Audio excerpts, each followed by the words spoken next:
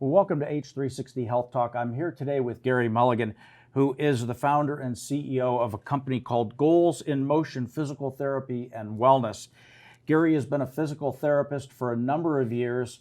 Gary is actually, in full disclosure, my physical therapist after my recent 3 surgeries of my hip replacement, my meniscus tear in my left knee, and my right rotator cuff.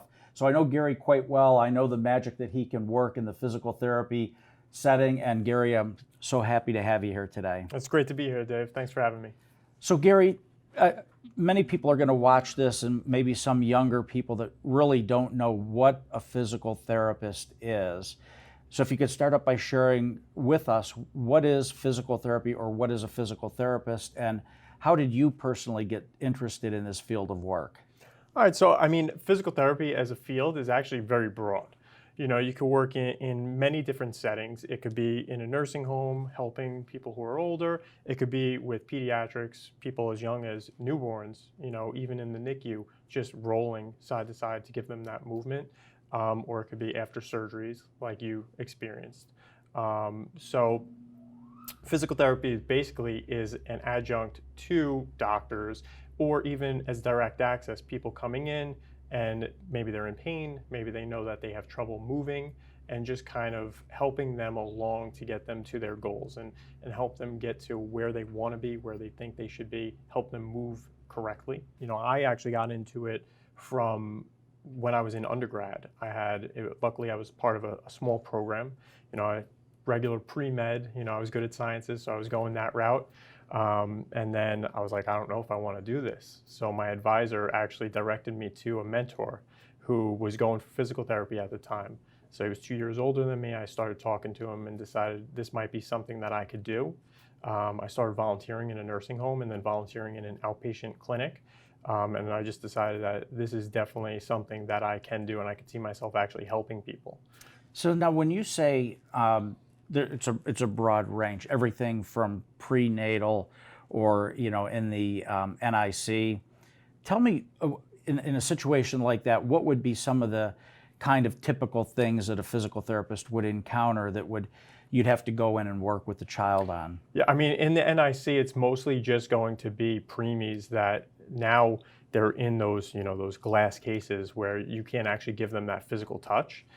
So they're just stuck in one position a lot. So the therapist will go in and actually help move the baby so that they get that input, because a lot of what the baby receives once they're out of the womb is, they're on their back. They do tummy time. So all of those little motions, even though it's not much in the beginning, it actually helps them to develop in their little brains to start making those connections and know exactly what they're supposed to do. So it's part stimuli. Exactly. And part moving. So I take it, so on the other end of the spectrum, maybe in a senior living facility where somebody might be confined to a bed just because of age, are you doing a very similar thing? Actually, probably not the stimuli because they've lived a complete life, but the moving around and making sure the muscles don't get, I don't know what the right term is. Atrophy. But yeah, atrophy. Yeah, absolutely. And actually the stimuli might be just as important as somebody gets older as it is in that NICU,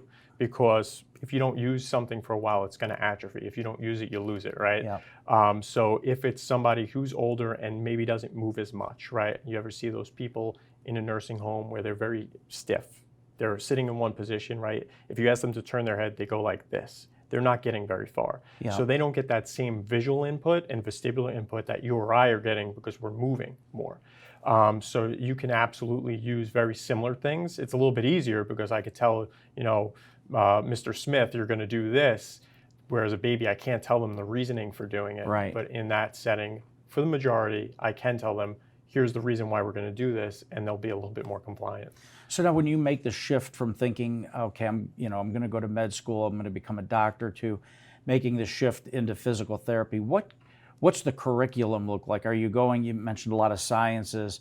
So if somebody's wanting to be a physical therapist, coming out of or in their undergrad, what are the kinds of classes they need to be focused on? And then what additional schooling beyond a traditional 4-year BA or BS degree do they have to go through? Actually, if you go on something called ptcast.org, that's ptcas.org, it'll have every program on there that has a physical therapy school, right, for the most part. And you could actually mass apply to these programs, but it'll also have all their prerequisites. So if somebody's interested in physical therapy school, you go on there and you could say, well, I'm interested in going to Stony Brook or the College of Staten Island.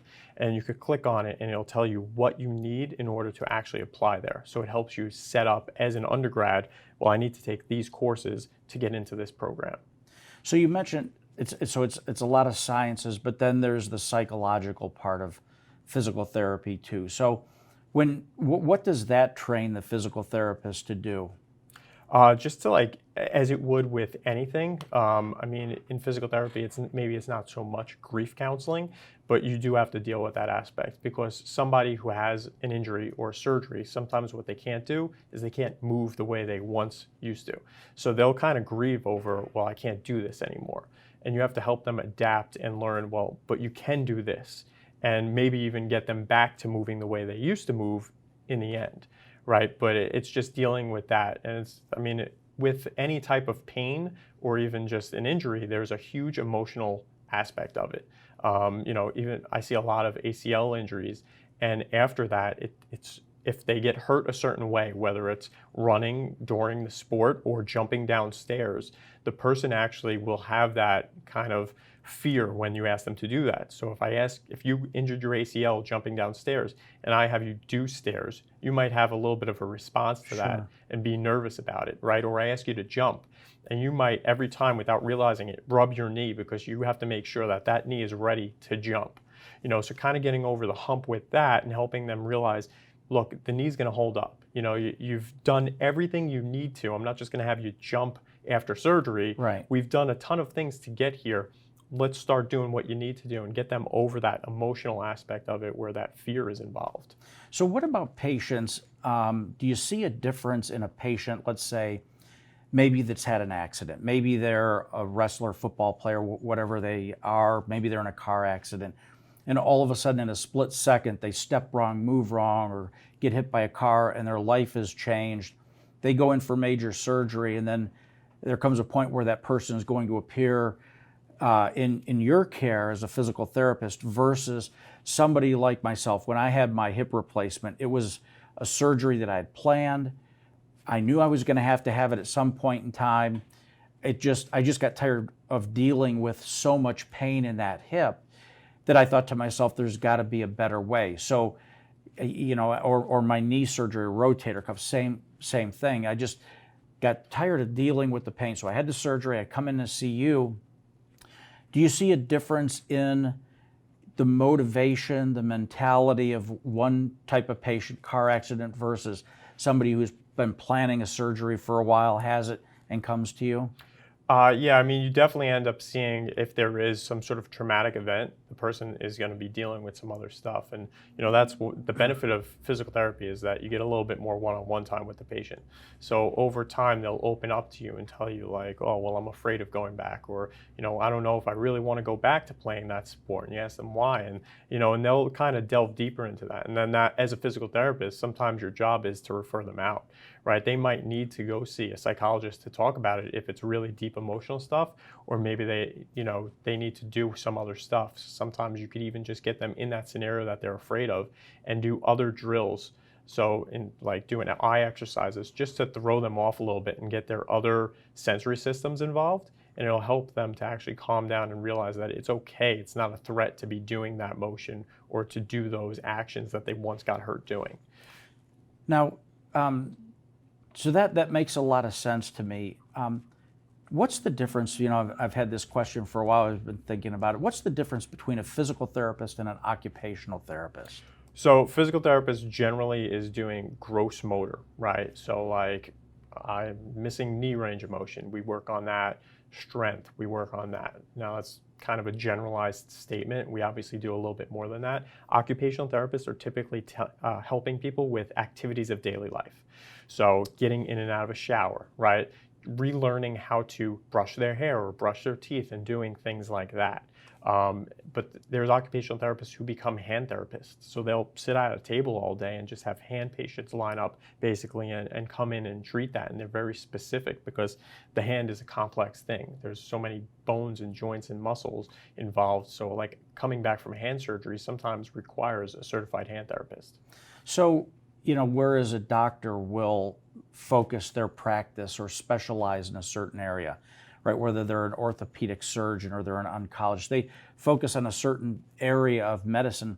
A physical therapist, in your case, and people like you, really have to understand the body from the top of the head down to the toes. I mean, you're dealing with, one minute you could be working on somebody that's had a hip replacement, then you move to a rotator cuff or some other injury or a neck injury.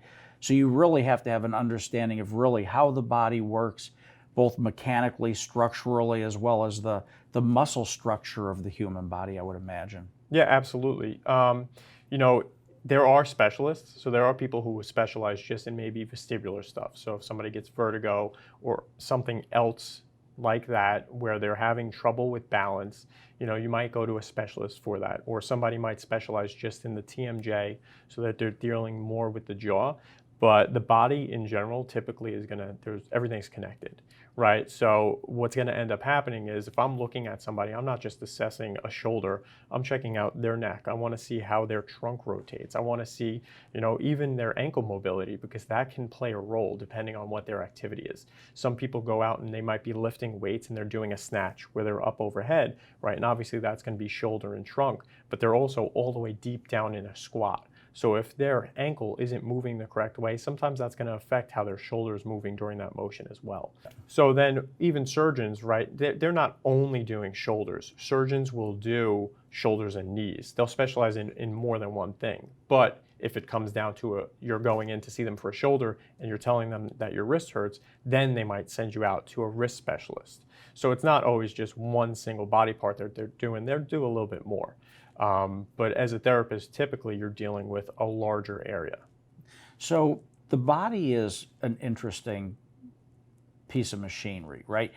And the body can compensate for different things. I'll give you an example. Like if you would have seen me before hip surgery, because of the pain that I had, I was compensating my gait, my walk, the way I would go up and down stairs, the way I would bend over and tie my shoes, whatever it was. Do you see a lot of that when a person walks into physical therapy for the first time? What is the assessment that gets done, and how do you mentioned everything seems to be connected, right? So how do you look at somebody and watch the way that they move and their range of motion, and then make sure that they're not, through whether it's by pain or whatever, stiffness, immobility, messing another part of the body up through overcompensation? Yeah, I mean, the assessment really starts from the moment you walk in the door, right? Or the moment I meet you. What's going to end up happening is I see you walking, I'm checking out how you're walking, right? Because I want to see if there's anything in there. But if I tell you, hey, Dave, go walk that way and then walk back towards me, you might change things a little bit. So I try to do that without telling you that I'm checking it out first. And then if I see something that I want to look at further, then I'll have you do it, right? Because sometimes people, even getting on a treadmill, they're going to change how they walk because people are sometimes afraid that they're going to walk too close to the front of the treadmill or they're going to fall off the back. So now they're going to change how they walk on that. So the assessment is going to be from the moment I see you, and then I'm going to put you through a full body thing. So I'm not just going to look at, all right, your shoulder and then say, well, you're lacking this, right? Because then I might miss a bunch of different things. And there's also been people who come in and they're coming in for their ankle, and we go through a screen and I ask them to lift their arms up and they do this, right? And I'm like, well, what's going on there? And then they start telling me about their shoulder injury. And then it helps to tie the whole thing together because it's something that I might have missed if I didn't look at it. Gary, thanks so much for being with us today, and I do look forward to our next conversation. I'd like to thank you all for tuning in today.